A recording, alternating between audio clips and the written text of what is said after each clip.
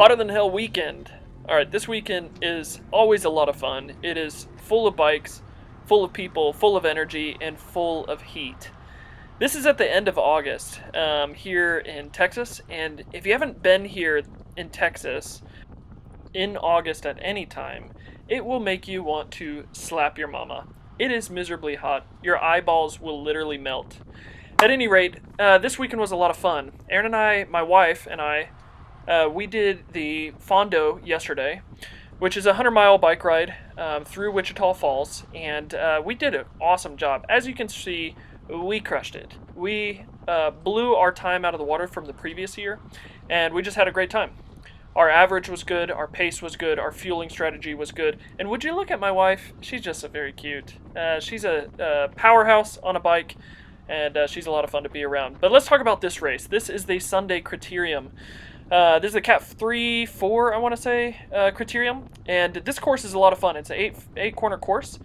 This was the Cat 3-4 race, and while the race wasn't particularly fast, it was really hard. In the middle of the race, I was wondering, why did this feel so hard? Maybe it was the effort that I had put in for the day previously, but on the playback of this video, I realized that we just smashed.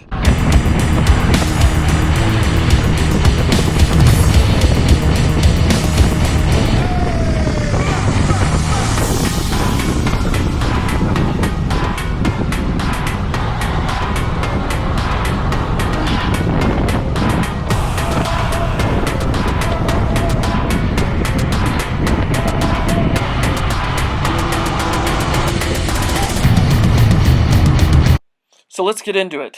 This race, I had two teammates. I had Matthias right here on my right, and a guy that I just met this weekend. His name is Rob, and they are both really good racers.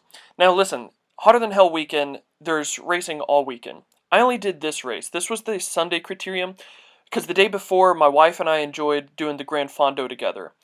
So because my teammates had been racing all weekend, they were in contention for the Omnium. So I had no ambition for this race other than to smash for the teammates.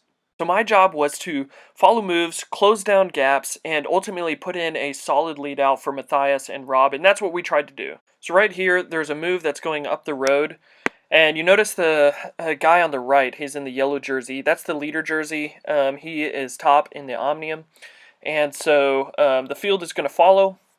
Our goal was to make sure that Matthias finished before this guy in the lead jersey, because he was second in the Omnium.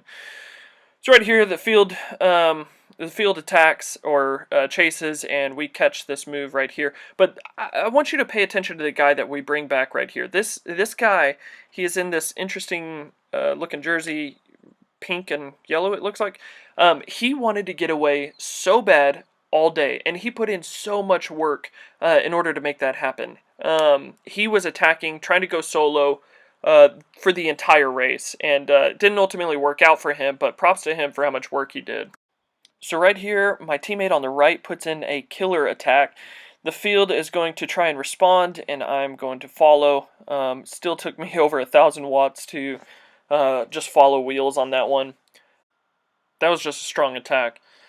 So they are chasing, trying to catch Rob right here. There's two guys in front of me, the leader jersey and this dude in the all black red helmet. What you're going to see is that ultimately he's not able to close down the gap, and he's going to try to push me through. But look, I'm not going to chase my teammate. So, look, he pulls off. I'm not going to chase my teammate. I'm going to let them go and ride off if I have to. But the guy on my left, he comes through, and I'm going to try and jump on his wheel. And I believe at this point, the whole field is pretty much attached.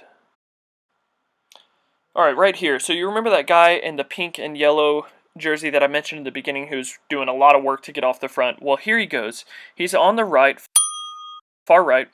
He's kind of moving up, but doesn't really look like a full attack, but he's kind of separated himself from the peloton here anyway. And right as we cross the start-finish line, it looks like this is when he's going to go. So we're about 200 meters from the start-finish line. Let me skip forward to that point, and he's going to launch his attack. So here he goes on the right. Strong attack by him.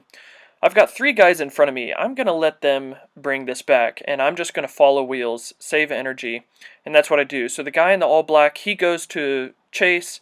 I'm going to follow wheels here, and we're going to go ahead and try to bring this guy back.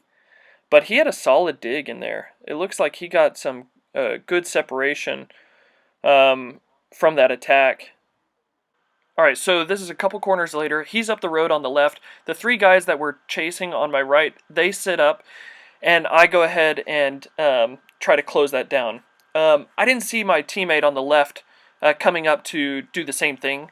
If I did, I wouldn't have attacked at the same time. But nonetheless, I go ahead and just follow it through and close down this gap.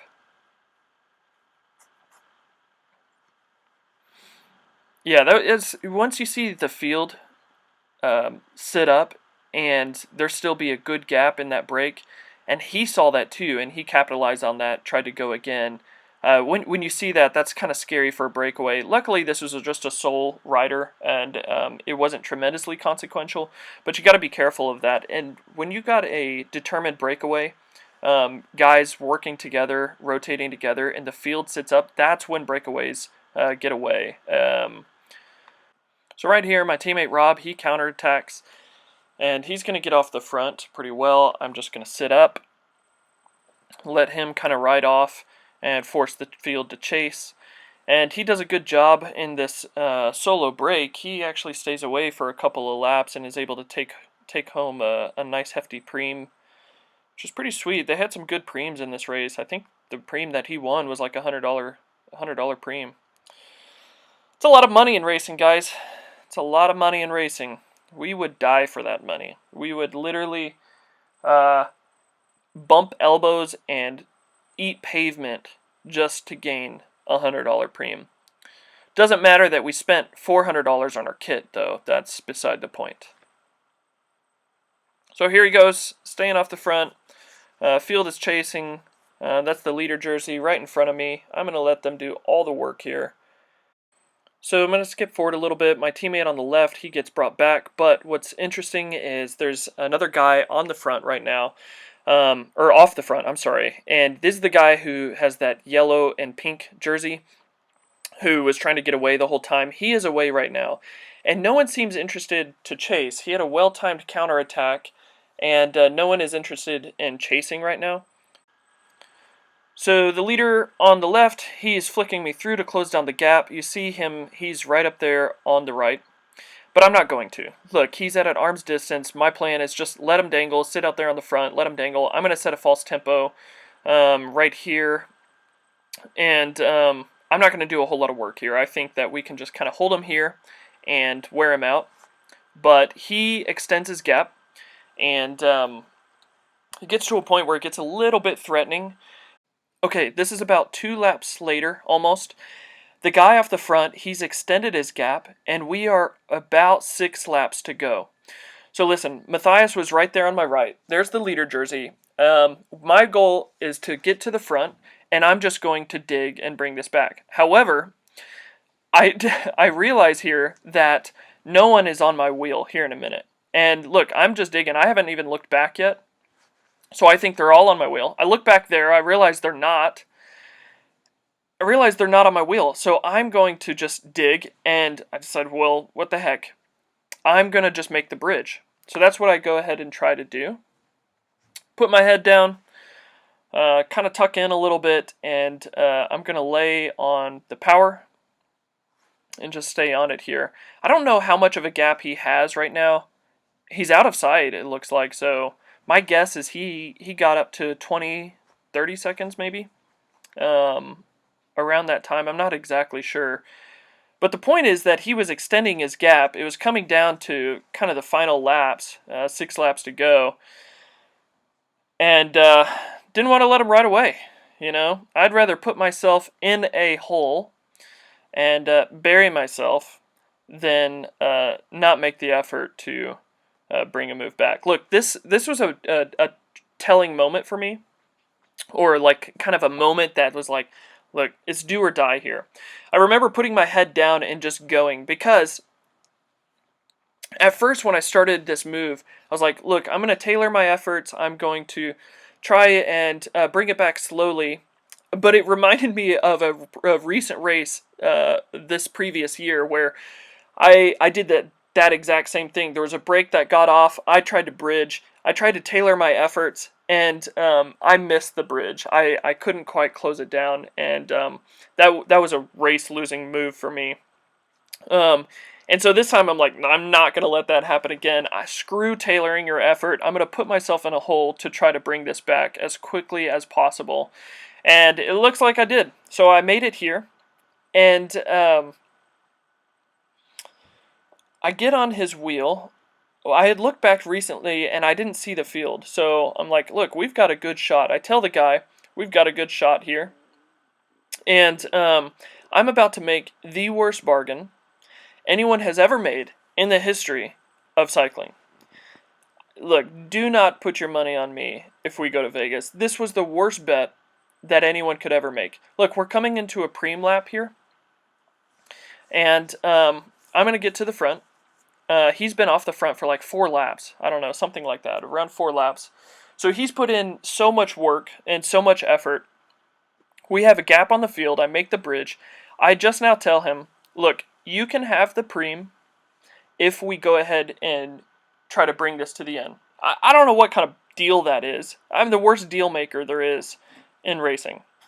I tell him he can have the $50 preem if he just does his job and keeps riding. He was going to do that anyway. So I give him the preem, and look, I look back and I realize the field is almost on us. What am I doing? Look, guys, this was stupid. Don't put your money on me. That was very frustrating. The field is nearly attached to us at this point.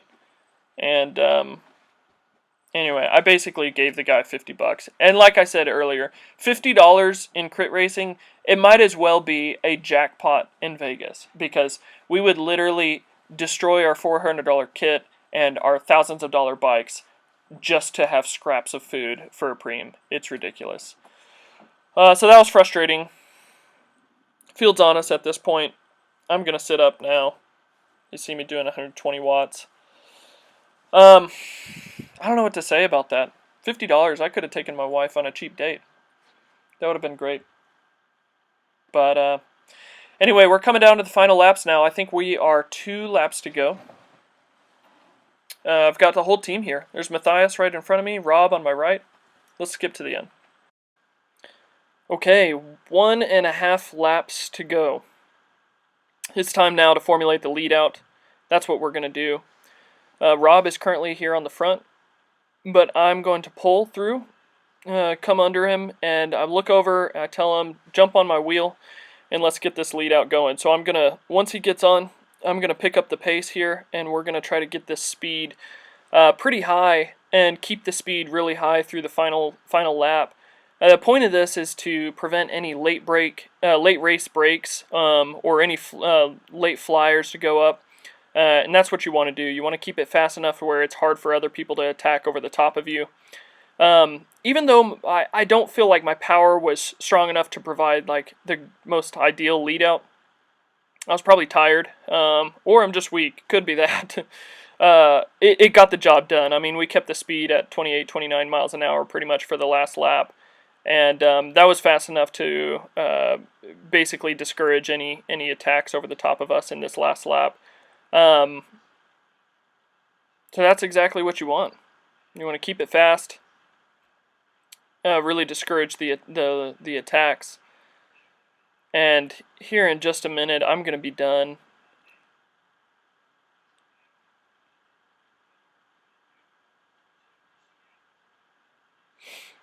So here you go.